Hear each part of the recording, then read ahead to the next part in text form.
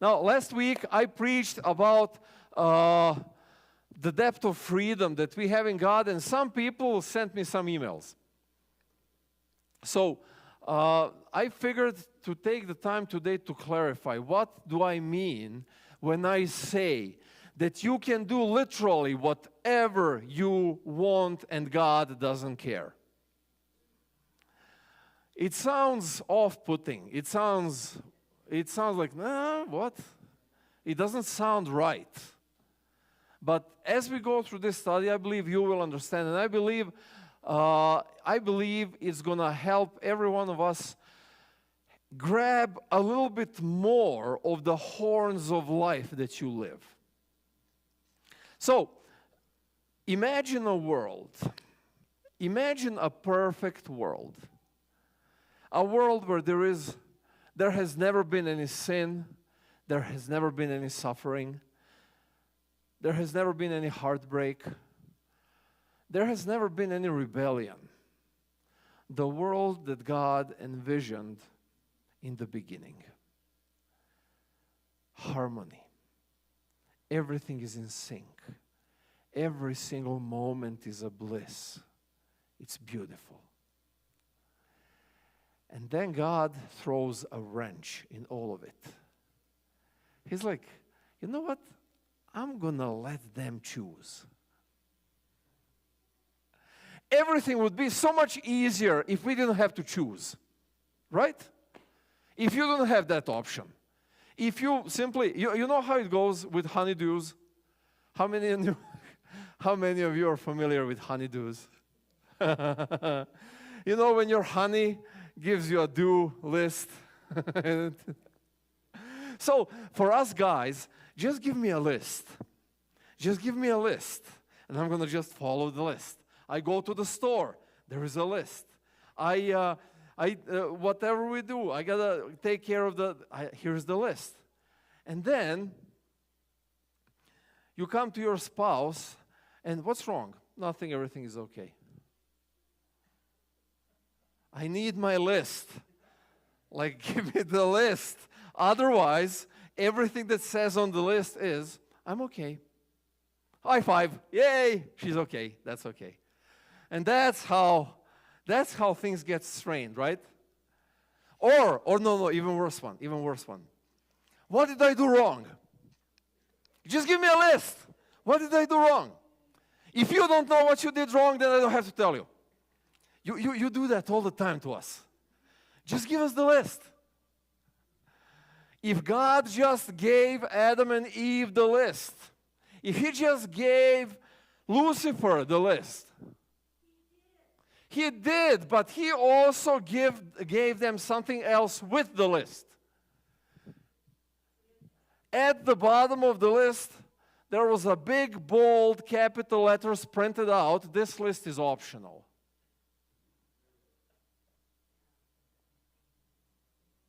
The world we live in is a perfect creation of the power to choose. And there is nothing wrong with that. Quite the contrary. That's what makes this life so beautiful, so amazing, so awesome to live. Because we have the creating power of shaping our life however we want. And yet most of us have this sentence creating their day, their week, their marriage, their job, their family, their everything. I have to. Let me ask you this. Think for a moment. In your head, complete the sentence, I have to. Okay, somebody say it out loud. You have to what? You have to work. Oh my goodness. Okay, what else do you have to? Huh? Laundry. I don't have a choice but to... Somebody complete the sentence. I don't have a choice but to do it. There's no other way. I have to do it this way. I have to go to work. I have to keep everybody happy. I have to stay here. I have to go there. I have to live this way. I have to act this way, and so on. What is the problem with have to?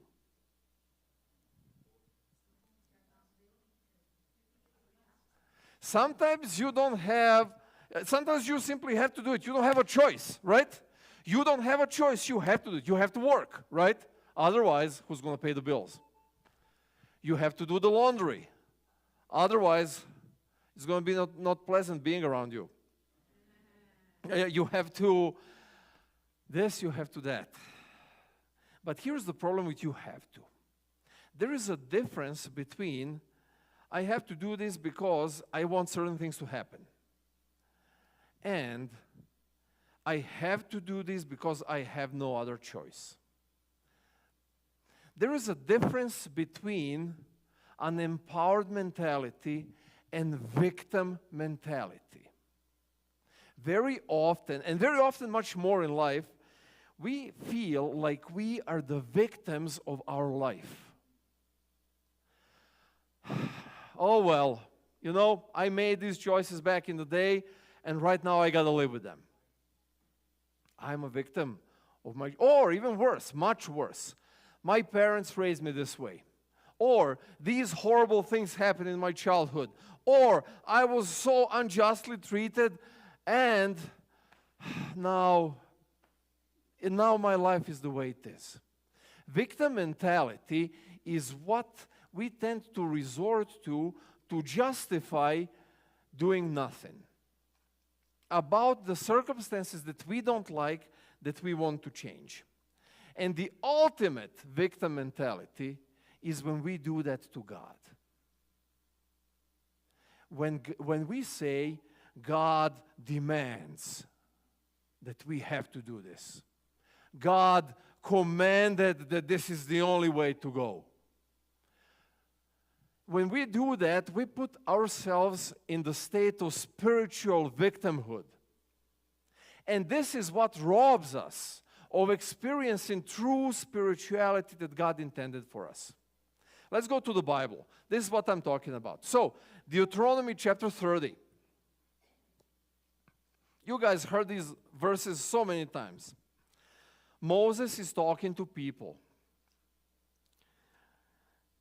And this is pretty much at the end of their journey, at the end of his journey. They're about to enter the promised land. They went through these almost half a century of crazy experience with God.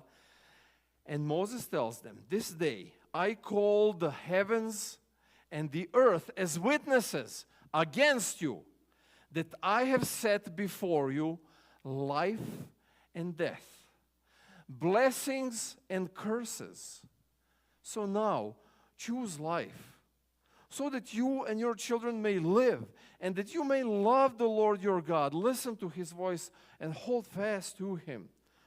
For the Lord is your life, and he will give you many years in the land he swore to give to your fathers, Abraham and Isaac and Jacob. Do you see a demand here? Moses is about to dismiss people. He knows that he's not entering the promised land. God already told him that. He's aware of that. He knows that his children are moving out. Do you see over here demand from God? Do you see a request? Do you see a command? Anything like that? What do you see? A choice. God says, heavens and earth, they're witnesses that I do not demand anything from you. I give you a choice. Here is life and here is death. Here are blessings, here is curses. But come on, choose life. Choose life. God is not into business of insisting, of imposing, of demanding, of requesting, of commanding. He doesn't do things that way. He gives every one of us a choice. What are you going to choose in life?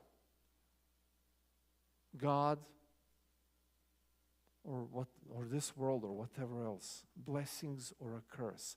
And God is standing over there, and he's holding all of the blessings. And he's like, choose me, choose me. Seriously, that's what he does. That's what he does over here. He led them out. He fulfilled his promise. He fulfilled his covenant. He said, I'm going to take you out of the land of Egypt. I'm going to give you freedom. And they're free. They're about to enter the promised land. And God is again, guys, no pressure. No pressure. You want to go with me? Let's go. You don't want to go with me? It's completely up to you.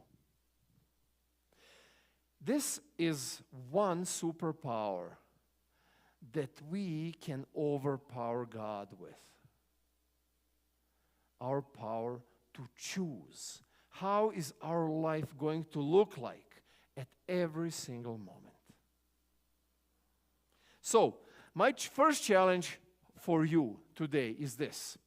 When I said I have to, and you had a whole array of answers to fill that up, do this. Instead of I have to, say I choose to. Because here's the thing. Bottom line is you choose to, right? Do you really have to work? Come on, who's going to twist your arm? Who's going to force you? Who's going to point a gun at your head? Now go to work. Nobody's going to do any of that kind of stuff, right? You say to yourself, I have to work. But essentially, you choose to work. Because here's what's going to happen. If you choose not to work, all of these things that you're creating in your life, they're going to fall apart because you won't be able to sustain them. So, you choose to work. You don't have to work. Say, I choose to with everything in your life. Every single thing. Because here's the thing. That is the ultimate truth. You don't have to do absolutely anything.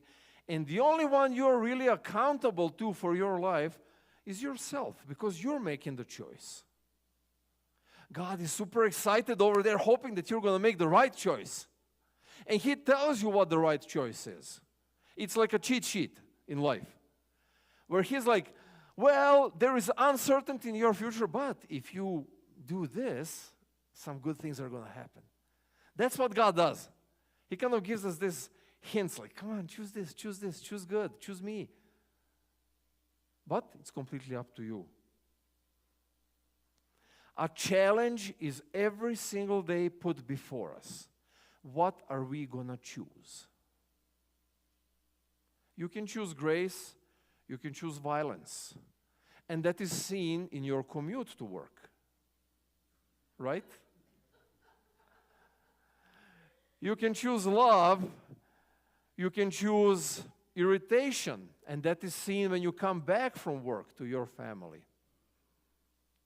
All of these things are choices. We feel that circumstances are forcing our hand to act in a certain way, to feel in a certain way. But that's a lie. That's not true. Circumstances, no matter how horrible they are just the secondary thing that shapes your life. The primary thing is how you choose to interact with circumstances of your life. Here's the example. Let's go to Joshua chapter 24. So, again, at the end of book of Joshua, so we're going into chapter 2 of history of God's people. So Moses led them through. He brought them to promised land, and then he told them the verses that we read. Now Joshua is taking over. They're entering the promised land. If you guys don't know the story of that, go and please read the book of Joshua and the book of Judges. It's insane. But over there, Joshua is now, they're taking the promised land for them as God promised them. They are casting out the Nephilim, all of the pagan and devil worshippers, and at the end, they go through numerous experiences where God's hand is hard with them. And God is guiding them and they see God's hand. And now, at the end of his ministry, Joshua is getting ready to pass the baton on to somebody else. And he looks at the people that is constantly struggling to stick to God. What do? They worship God for a little bit. Ooh, look at that idol. Let's go there. No, look at that one. That one's even better. Let's get the ox. No, let's worship a giraffe or whatever it is. But they constantly they sway, trying to, oh, thank you so much. My voice is that bad that I needed a cup of water. Okay. I need to yell less. That's the only thing. Actually, I lost my voice singing. I was singing so loud. Wilson, as a blessing for all of you, muted me. But yeah, my voice suffered. So Joshua, at the end of his ministry, looks at people that are just constantly a little bit for God, a little bit for themselves, a little bit for the world, and again God, and again. They just can't keep it straight. And Joshua tells them this. Joshua 24, verses 14 and 15. Now, fear the Lord and serve Him with all faithfulness. Throw away the gods your ancestors worshipped beyond the Euphrates River and in Egypt, and serve the Lord. But, there is a but. If serving the Lord seems undesirable to you, then choose for yourselves this day whom you will serve. Whether the gods your ancestors served beyond the Euphrates, or the gods of the Ammonites, in whose land you are living. But as for me and my household, we will serve the Lord. Joshua literally repeats the same pattern that Moses brought in. And Moses picked up that pattern from God Himself. God does not waver, God does not change. His pattern of the way He lives a life with us does not change. So just as Moses did, so does Joshua come and say, guys, it's completely up to you. You want to go out there and chase career, chase money, make a living for yourself, do all of these things, go for it. And granted, there is nothing wrong with that. That's perfectly fine. That is part of this life that we live here. But should you choose to worship money, should you choose to worship material, career, family, education, whatever it is, fine by me. But you have in mind that you're making a conscious choice then to set God aside. So when you need blessings from God, it's not that God is not willing to bless you. It's that you don't even know where God is at that point. When things go sideways in life, we turn back to God real quick. And then, where is God here? Why is God not? And so on. But when we are blessed, when things are good, and you are then turned to God, and you know exactly where God is every single day, when things are good, you will never have to look around when crisis hits. Because you will know where God is, because you chose to be with Him. And that's Joshua's point, is exactly that. You have the power to choose. Now, everything that we talked about is a spiritual aspect of us choosing between what's going to be the centerpiece of our life. Is it going to be a life living with God in center, or is it going to be this world or myself in center? But how does any of this affect your daily life? How does any of this affect your daily choices that you're making? How does this affect choices that are shaping your life for the next decade, even for a lifetime? Here's the thing. Your pattern is going to form a habit. And there are only two habits when it comes to power of free will that we have. We either have the power, we either have the habit of victimhood, or we have the habit of empowerment. So, if you choose God every single day, and you willfully and consciously stand on His side, even when that is going to maybe hurt your paycheck, even when that is going to maybe hurt your relationships, even when that is maybe going to hurt yourself, but you stand for what you know is right, you are choosing by the habit of empowerment, because you know what you're doing. The habit of victimhood is, I really need to pay the bills, so I might need to cheat on my taxes a little bit, just in case. Or the other option is, God, I got to pay my bills. I'm not sure how this is going to work out. Help me find a way that's going to give you glory. Both of those are choices. And just last night, we were talking here about how God opens the doors where you least expect it and when you least expect it, to make sure that you're taken care of. And He takes care of us when we make the right choice. But every choice that is made out of the habit of victimhood, is the choice that is going to put a blame either on the world around you or God Himself. Why did you make me this way?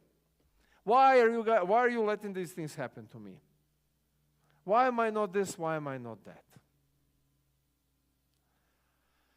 Who you are right now, you are a perfect reflection of every single choice that you made in your life. And all of us are struggling something. If you're in a financial crisis, that is a reflection of your money management choices you made in the last year.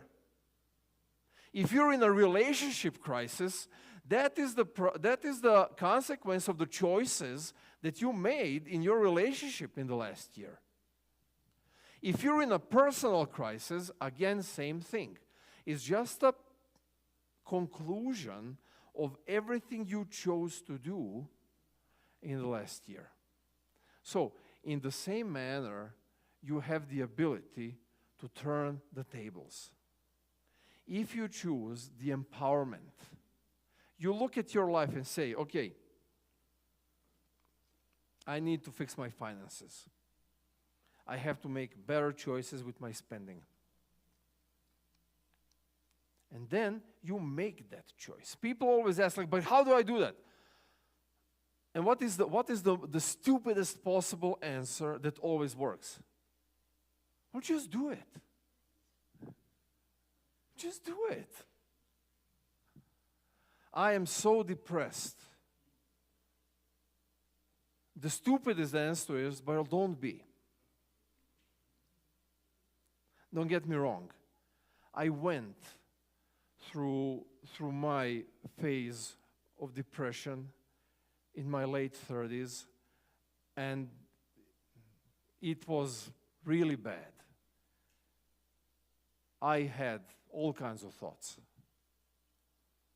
I went through suicidal struggle. I went through very, very dark moments in my life. I understand that depression is no joke. I understand that very often we feel that we have no power over it. But as victims, we just accept the fact that I can't handle this, and then you don't. Or you can say, I can handle this. I don't know how. But then you find the ways. God intended us to live a beautiful and perfect life of enjoyment, of bliss every single day. The only reason we don't live that is because in one or the other way, we are seeing ourselves as victims, and then we act as victims. Here's what I'm talking about. Let's go to the 1 Kings, chapter 18. Familiar story, again. Elijah at Mount Carmel. One of the most popular stories that related to Elijah. He is on Mount Carmel. There are like 400 prophets of Baal over there. And Elijah is trying to get the people to understand who is the real God. And they get together, and you guys remember the story with the fire coming from heavens and all that kind of stuff. But before that happened, Elijah looks at the people, and he sees that people are confused. The king is the Baal worshiper. The king is the devil worshiper. The king Ahab actually brought Jezebel to his court, who brought all of these Baal prophets and priests, and the whole nation turns against God. Elijah stands over there on his own, by himself, one guy. God told him, don't worry, you're not by yourself. I have 7,000 more who are on my side. So Elijah is totally cool. He's like, yeah, I'm fine. I'm here on the side of God, and everybody wants to kill him over there. So he looks at the people, and he tells them this. Elijah went before the people and said, how long will you waver between two opinions? If the Lord is God, follow him. And if Baal is God, follow him. Make a choice. Like, for goodness sake, make a choice. Since Egypt, you can't make a choice. Moses tells you to make a choice. Joshua tells you to make a choice. I'm telling you, make a choice already. Who are you going to serve? But how do victims react? Look at the end of this verse. But the people said nothing. Imagine that mountaintop. 2 altars over there. One altar surrounded with 400 priests of devil worshippers. And one altar with one guy. And everywhere around, on those hills, the people of Israel. And Elijah, one voice, calls them out. Make a stand. And they're like, we can't. We have to worship Baal. Otherwise, king is going to kill us all. We just can't. And they said nothing. So many times in life, my dear friends, we say nothing. Because making no choice is very often easier than making a choice. You know, when somebody does you something wrong, it's easier. Just let it go. You know, we have that Christian thing, you know? You know what I'm talking about? Just forgive. Turn the other cheek. One of the most misinterpreted lines that Jesus ever said. Just let it go. Just forgive and forget. Did you hear that? And then we tolerate things in our life that we dislike, that hurt us, that damage us day after day, week, year after year, until you're just miserable because you're a victim of your upbringing, you're a victim of your marriage, you're a victim of your social setting, you're a victim of your national pride, you're a victim of your educational experience, whatever it is. People said nothing. This is my challenge for you right now. I know that we are here because we want to serve God. That's really not something that we doubt at all. But my challenge for you is this. Look at your life. And I'm asking you right now, are you completely content, joyous, and satisfied with your life? I bet you can name on top of your head 3 things that should change. 3 things that need to change, that will make my life better. I have my 3 things in my head. So this is my challenge for you. Change them. Well, it's not that easy, Pastor. It's complicated. Uncomplicated. It's your choice. It's your power. I hate this job. Find another one. I can't risk it. Well, then suck it up. The choice is yours. Are you going to risk it to find something better, or are you going to suck it up and take the misery as a tax deduction on your job that you hate, or an emotional deduction on the job that you hate? I'm stuck in my relationship. Well, change things. Well, it's not that easy. They don't want to change. You change. You can change other people, but you can change yourself. I am sure if you're stuck in a bad relationship, it's always a two-way street. That is never a one-way street. If it's a two-way street, instead of making a list for the other side, what they need to do, make your own list, what you need to do, and then change.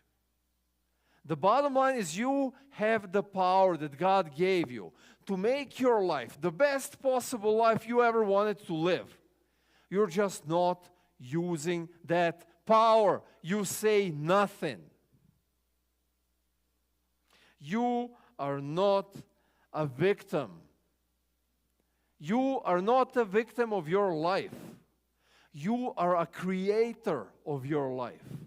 You're literally a co-creator of your life with God, with the power of free will that you've got.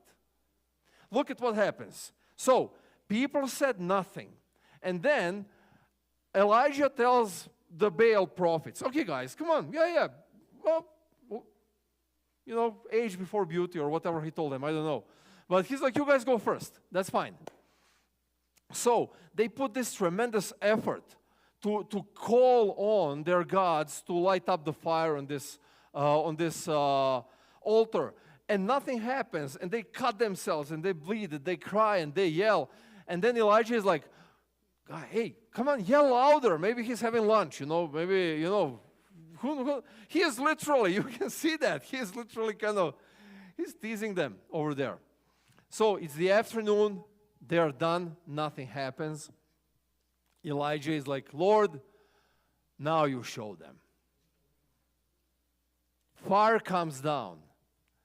It's crazy. It burns the offering.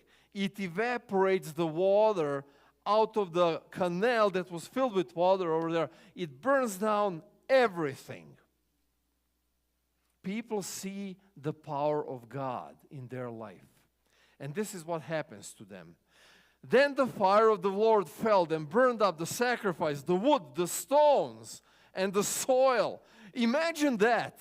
Imagine the stones melting. And also licked up the water in the trench. When all the people saw this, they felt prostrate and cried, the Lord, He is God. The Lord, He is God. Suddenly, those people who didn't say anything after witnessing the power of God, they were finally brave enough to realize that they are not the victims, that they have the power to choose. Did God ever do anything for you in your life? Amen. Yes. Thank you, Jackie. You guys know it. You guys know it. You experienced it when God did things in your life. Do you think that He's going to stop? Ever? He wants to make it even more obvious that He's there. He wants to make it even bigger, even greater. He wants you to say, Lord, He is God every single day, again and again and again. So, remember those three things that I told you to think about that need to change in your life. Put them on that altar. Put them on that altar that Elijah built. And allow Him to burn all of that down. But make a choice to engage. So, what changed in this situation? Nothing changed. Still the same mountain, right? Still the same people. Still the same king. Nothing changed. Circumstances of their life did not change. The only thing that changed is that they remembered that God is present in their life and who God is. Your circumstances do not define who you are or how great is your life going to be. Your circumstances may define your pain of dealing with them. But the circumstances are not the ones that you use to identify yourself. I don't know what to do with my kid. He just doesn't listen. It's just circumstance. It's just an event. You still have a choice. If everything you tried didn't work, try something else. Or give up and let them reign free. Both are a choice and both have a price. But the bottom line is you have a choice. And the beauty of all of this story and everything that we know is you have the power to choose with God by your side. You are not on your own in your choices. You are not on your own in trying to better your life. You're not on your own in trying to make more, in trying to be more beautiful, in trying to make this life how you dream of it. Quite the contrary. Revelation chapter 3, verse 20, the last verse that we're going to read today. Here I am. I stand at the door and knock. If anyone hears my voice and opens the door, I will come in and eat with that person and they with me. Do you know who is this message addressed to? Okay, that sounds very nice. And it's true, yes. But in the chapter 3 of the book of Revelation, there are letters that Jesus writes to the churches. The last letter that he wrote is the letter to Church of Laodicea. Do you know what was Laodicea popular for? You are neither hot or cold. Make a choice. From the beginning of the Bible, from the books of Moses to Revelation, God keeps repeating the same pattern. Make a choice. And Jesus over here tells them that, here I am. I'm knocking. I really want to live a life with you. I can make it so much better. You are not a victim of your upbringing, of your family, of your nationality, of your immigrational status, of your professional abilities, of your finances. None of these things. All of these things are just events, opportunities for you to make a choice and God to fill that choice with His Spirit. As long as you make a choice that is gonna give Him the glory and that is going to make this world a better place, the Spirit is going to make out of that choice things that you can't even dream of. So stop crying into your shoulder about how hard life is, about how difficult it is to deal with people, about how this and that. No, forget that. You are free to live your life. And God is hoping that you will do exactly that. Can I have an amen? Amen.